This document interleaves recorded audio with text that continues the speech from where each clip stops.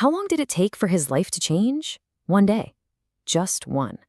I mean, really let that sink in. This quote says everything he would have done if he were not in the prison came to him in one day. All the promotions, the money he would have saved, the reputation he would have built, it all arrived in a single moment. Think about it. He was given a new name, a position of honor. He was given a wife from a high-ranking family. He was dressed in royal clothes and made second in command over the most powerful nation on earth. He didn't have to climb the corporate ladder or go on dating apps. It was all part of the package deal that came when the waiting was finally over. And that's really the heart of it all. The big takeaway is that the compensation for the waiting is already built right into the plan. That time you feel you're losing, it's not lost, it's an investment.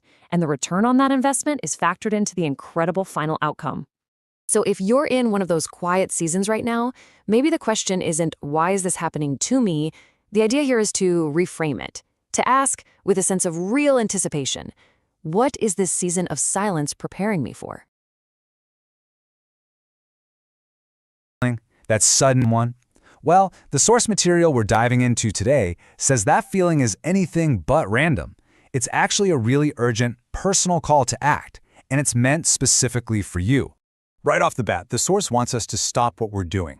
This isn't just more noise in your feed. It's framed as a deliberate interruption, Something designed to make you pause and think. Okay, why am I seeing this right now? So what is this call, really? The source is super clear about this. It's not some gentle suggestion or a vague, fuzzy feeling. No, it's presented as a direct command, and it has this powerful sense of holy urgency behind it. Okay, so here's the big idea. You're not seeing this by accident. You've been given an assignment. And because your response, what you choose to do next, is directly linked to someone else getting the breakthrough they've been praying for. And when it comes to this call, hesitation isn't a neutral option. The source is pretty blunt. Knowing you should do something and then not doing it is defined as disobedience. Any delay, whether you're trying to rationalize it or just waiting for the quote-unquote perfect moment, it's all framed as missing that critical window of opportunity. So that naturally brings up a huge question. What is this sacred assignment? And maybe even more important, why you? Why now? The focus really shifts here from the what to the who and the why. The source makes a really crucial distinction here. This call is about being a steward, acting out of a place of service, of integrity. That is the complete opposite of having a savior complex, which is all about ego, control, and needing to get recognition. This is about you being a conduit for help, not the source of it. Wow, what a powerful image, right? The person you're being called to help, they aren't necessarily wearing their struggle on their sleeve. They're probably that strong friend, the one who looks like they have it all figured out. But the source argues that God's struggles aren't a strike against you. Struggles aren't a strike against you. They're your qualification. Your scars, from this perspective, don't cancel your calling. They authenticate it. They give you a genuine compassion because you understand the pain in a way someone who's never been there simply can't. Okay, and here's the other big fear, the fear of the outcome. What if I mess it up? What if I say the wrong thing and make it worse? What if they just reject my help? That anxiety can be absolutely paralyzing. So to deal with that fear, the source gives us this really clear breakdown of responsibilities. Your job? It's just to be faithful, to respond. That's it.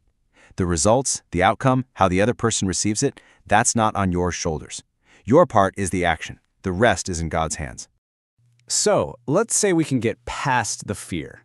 What's on the other side? Let's say we can get past the fear. What's on the other side? What's the potential here? Well, the source suggests that there is something absolutely incredible locked inside even one small act of obedience. What's so amazing is this concept of the multiplication effect. The thing you're being asked to do might feel tiny, maybe even insignificant to you. But the principle here is that you're not in charge of how big the impact is. You just have to provide that first little act of faith. And then it gets supernaturally multiplied. I mean, this quote just gets right to the heart of it. What you have to offer, your time, your words, your presence, it might feel like not enough.